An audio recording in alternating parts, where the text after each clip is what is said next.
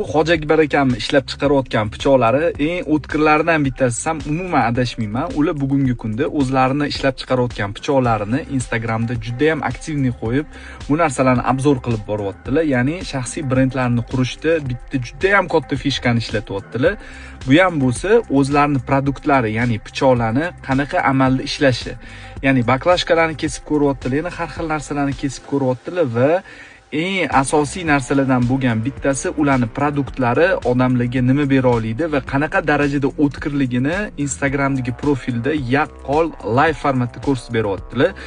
Balkim kameralar ishlatmayotgandirlar, mikrofonlar ishlatmayotgandirlar, lekin oddiy formatda odamlarga tushunarli qilib, ularning pichoqlarini sotib olgan odam qanaqa o'tkir pichoq olishini yaqqol ko'rsatib beryaptilar va bu orqali meni o'ylashimcha sotuvlari ham juda ham zo'r ketyapti.